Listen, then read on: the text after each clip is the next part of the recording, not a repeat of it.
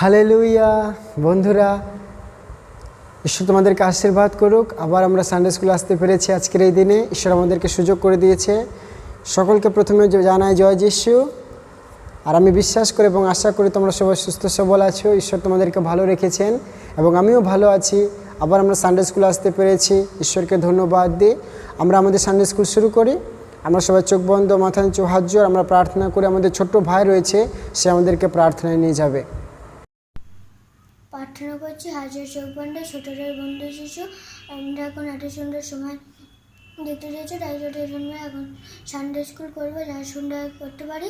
আমরা তোমার গান, তোমার বাক্য প্রার্থনা করবো, যারা সুন্দর শুনতে পারি। সঞ্জয় স্যার আমাদেরকে বাক্য বলবো, আমরা যেন শুনতে পারি, শুধু শুনবো তা না, যেন পালন করতে পারি। অনেকজন আসবে, তারাও যেন শুনতে পারে, তারাও যেন পালন করতে পারে। আজকে তুমি সম্পূর্ণ দূর করে দাও, আগের মতন যেন আমরাও যেন আবার সানডে স্কুলে আসতে পারি। তুমি আশীর্বাদ করো, সারাদিনে সুন্দর, সারাদিনে যা কাজ করবো যেন তোমাকে সম্মান করতে পারি। এই প্রার্থনা ছোটদের বন্ধু যিশু তোমার নামে চাই, আমেন। আমেন। ঈশ্বর আমাদের প্রত্যেককে আশীর্বাদ করুক। এ সময় আমরা একটা গান শুনবো, আর আমাদের মাঝে ভাইয়েরা আছে, তারা আমাদেরকে গান শুনে নাচ করে দেখাবে।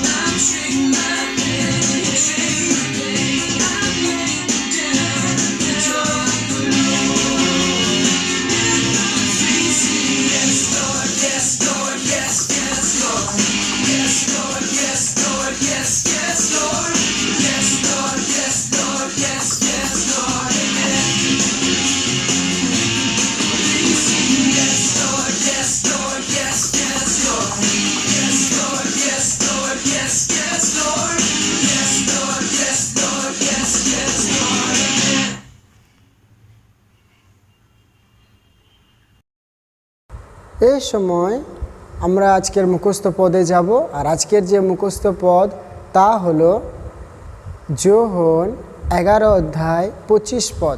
সবাই বলি, যোহন 11 অধ্যায় 25 পদ। যীশু তাহাকে কহিলেন, আমি পুনরুত্থান ও জীবন। যে আমাতে বিশ্বাস করে সে মরিলেও জীবিত থাকিবে। আমার পরে পরে বলে, যীশু তাহাকে কহিলেন, আমি পুনরুত্থান ও জীবন। যে আমাতে বিশ্বাস করে সে মরিলেও জীবিত থাকিবে। যোহন 11 অধ্যায় 25 পদ। যীশু তাহাকে কহিলেন, আমি পুনরুত্থান ও জীবন। যে আমাতে বিশ্বাস করে সে মরিলেও জীবিত থাকিবে। যোহন 11 অধ্যায় 25 পদ। যীশু তাহাকে কহিলেন, আমি পুনরুত্থান ও জীবন। যে আমাতে বিশ্বাস করে সে মরিলেও জীবিত থাকিবে। যোহন 11 অধ্যায় 25 পদ। যীশু তাহাকে কহিলেন, আমি পুনরুত্থান ও জীবন। যে আমাতে বিশ্বাস করে সে মরিলেও জীবিত থাকিবে। আমেন।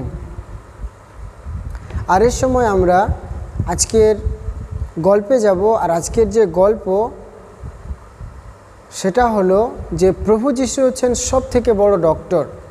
কি? প্রভু যীশু হচ্ছেন সব থেকে বড় ডক্টর, অর্থাৎ চিকিৎসক। তার মতো চিকিৎসক আর কেউ নেই। ঠিক আছে? তো আজ থেকে প্রায় 2021 বছর আগে যখন প্রভু যীশু এই পৃথিবীতে ছিলেন, তো তিনি, আমরা শুনেছি তিনি কি করতেন। তিনি যারা পীড়িত, অসুস্থ, ভূতগ্রস্ত তাদেরকে কি করতেন? মুক্তি দিতেন, তাদেরকে সুস্থ করতেন, তাদের জীবনে তিনি কার্য করতেন। যারা কুষ্ঠরোগী তাদেরকে তিনি কি করতেন? সূচি করতেন। এভাবে তাদের জীবনে তিনি আশ্চর্য কাজ করেছেন। আবার কি করতেন? তিনি সুসমাচার প্রচার করতেন।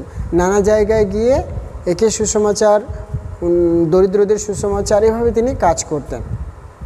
তো আজকে আমরা দেখব যে প্রভু যীশু একজন 38 বছরের রোগীকে সুস্থ করেছিলেন। 38 বছর মানে রোগের মধ্যে ছিল, সে পীড়িত ছিল, তেমন একজন রোগীকে তিনি সুস্থ করেছেন। তো প্রভু যীশু কি যে কান্নানগরে জলকে দ্রাক্ষারস করেছিলেন, সেই কান্নানগরে তিনি আরেকবার গেলেন। আর সেখানে একটা আশ্চর্য কার্য করে তিনি ফিরে আসলেন। কারণ সে সময় জিহুদীদের একটা পর্ব ছিল, আর সেই পর্বকে পালনের জন্য তিনি জেরুসালেমে আসলেন। আর জেরুসালেমের মেজদারে একটি পুষ্করিণী, অর্থাৎ পুকুরের মতো বা হ্রদের মতো একটা জলাশয় ছিল। সেই জলাশয়টির নাম হলো বৈতসইদা। আর সেখানে কি হতো, সেই জলাশয়ের চারপাশে পাঁচটা ঘাট ছিল। আর সেই জলাশয়ের আশেপাশে অনেক অসুস্থ, পীড়িত, খঞ্জ, নানান রকম রোগগ্রস্ত মানুষরা থাকতো। কারণ সেখানে মানে বিশেষ সময়ে কি স্বর্গ থেকে একটা দূত আসতো, আর সে কী করতো, সেখানকার জলটাকে একটু নড়াতো। আর সেই জলটা যখন নড়বে, ঢেউ ঢেউ উঠছে, আর সেই অসুস্থ মানুষদের মধ্যে যে কেউই হোক না কেন, যদি গিয়ে সেই জলটাকে স্পর্শ করে, তখন সে সুস্থতা লাভ করে, যে কোনো রোগী হোক না কেন। এভাবে সেই জিনিসটা মানে সেখানে কার্য হতো। তো সেখানে সে 38 বছরের রোগীটা শুয়েছিল, আরও অনেকজন ছিল। তো প্রভু যীশু সেই দিয়ে যাচ্ছিলেন, আর তিনি দেখলেন যে 38 বছরের রোগীটা সেখানে বসে রয়েছে।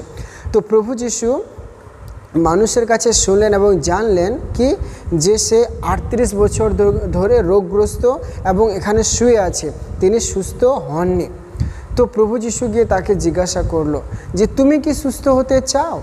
তো সেই লোকটি বলল যে যখন দূত এসে জলাশয়ের জলটাকে নড়ায়, তখন আমি সেখানে যেতে না যেতে অন্যজন এসে সেই জলটাকে স্পর্শ করে আর তারা সুস্থ হয়। আমার এমন কেউ নেই যারা আমাকে সেখানে নিয়ে যাবে আর আমি সেটাকে ছুঁয়ে সেটাকে স্পর্শ করে সুস্থতা লাভ করতে পারি, এমন কেউ নেই। তখন প্রভু যিশু তাকে বলল, তুমি কি সুস্থ হতে চাও? আর তখন যিশু তাকে বলল যে আমি তোমাকে বলছি, তুমি উঠো, তোমার খাটটা তুমি নাও আর তুমি চলে বেড়াও, হেঁটে বেড়াও। আর তৎক্ষণাৎ সেই ব্যক্তিটি সেখান থেকে উঠলো আর সুস্থ হলো আর ঈশ্বরের প্রশংসা করলো। এভাবে ঈশ্বর, প্রভু যিশু সে 38 বছরের রোগীকে তার মুখের কথা সুস্থ করেছেন।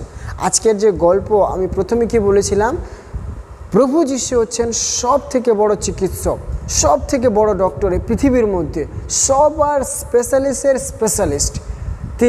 তিনি কি করেছেন? 38 বছরের রোগীকে সুস্থ করেছেন।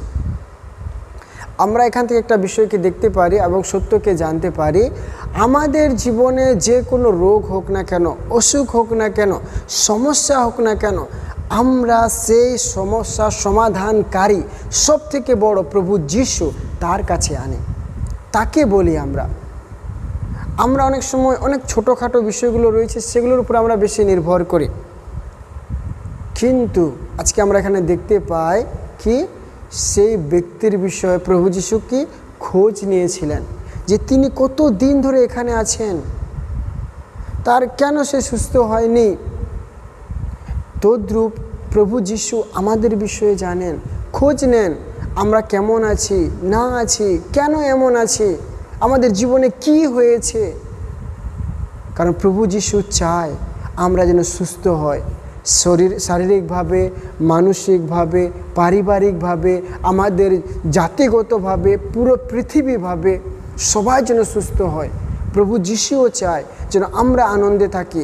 যেভাবে তাকে জিজ্ঞাসা করছে, তুমি কি সুস্থ হতে চাও? তখন সে কি বলল?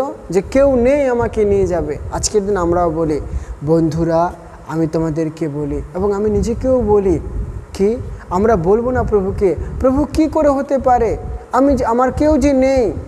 কিন্তু প্রভু যিশু বলছে কি আমাদেরকে প্রার্থনা করতে হবে। তাই বন্ধুরা আমি তোমাদেরকে বলি, তোমরাও তোমাদের জন্য প্রার্থনা করো, প্রভু যিশুর কাছে প্রার্থনা করো, কারণ তিনি হচ্ছেন সব থেকে বড় চিকিৎসক আর তিনি সব কিছু সমাধান করতে পারেন। আমরা তাকে বলি। আর এই পৃথিবীতে যে করোনা ভাইরাস আছে তার জন্য আমরা প্রার্থনা করি, কারণ প্রভু যিশু আমাদেরকে খুব ভালোবাসে। আমরা যখন তার কাছে প্রার্থনা করি যে প্রভু যিশু, বন্ধু যিশু, এই করোনা ভাইরাসকে তুমি দূর করে দাও, আর প্রভু যিশু দূর করবেই। কারণ প্রভু যিশু জিজ্ঞাসা করছে আমাদেরকে, তোমরা সুস্থ হতে চাও? তোমরা করোনা ভাইরাস থেকে মুক্তি পেতে চাও? তোমরা কে কে চাও? হাত তুলো। Amen, amen. আমরা প্রার্থনা করি, প্রভু যিশুকে বলি। ঠিক আছে, সবাই চোখ বন্ধ, মাথা নিচু। তোমরাও প্রার্থনা করো, যিশুকে মুখ খুলে বলো। হ্যাঁ, আমরাও প্রার্থনা করি। বন্ধু যিশু, তোমাকে ধন্যবাদ দিই প্রভু গো, তুমি কত দয়ালু, কত প্রেমময়, কত আশ্চর্য কার্যকারী ঈশ্বর। প্রভু আমাদেরকে অনেক ভালোবাসো, তোমাকে ধন্যবাদ দিই প্রভু, তোমার প্রশংসা করি, তোমাকে আমরা কোটি কোটি ধন্যবাদ দিই। আমাদের জীবনে তুমি কার্য করেছো।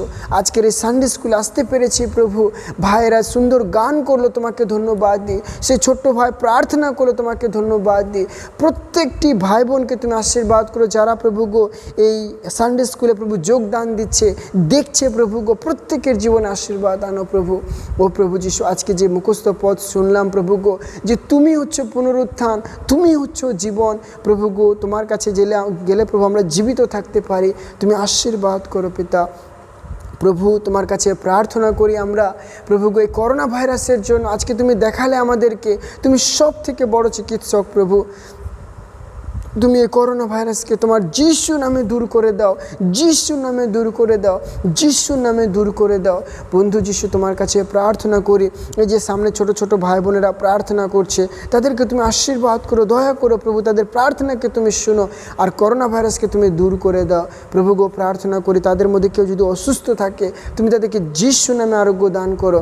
যারা করোনা আক্রান্ত হয়েছে তাদেরকে তুমি যিশু নামে সে প্রভু আরোগ্য দান করে প্রার্থনা রাখি প্রভু যিশু। প্রার্থনা করি করে সামনের সপ্তাহে যেন আবার আমরা সানডে স্কুলে আসতে পারি, তুমি দয়া করো প্রভু, আমাদের সঙ্গে সঙ্গে থাকো। সকল ধন্যবাদ তোমাকে দিয়ে প্রার্থনা যিশুর নামে চাই, আমেন। হালেলুয়া। ঈশ্বর তোমাদেরকে আশীর্বাদ করুক। আর তোমরা ভালো থেকো, সুস্থ থেকো। আমরা আবার সানডে স্কুলে সামনের সপ্তাহে আসবো। জয় যিশু।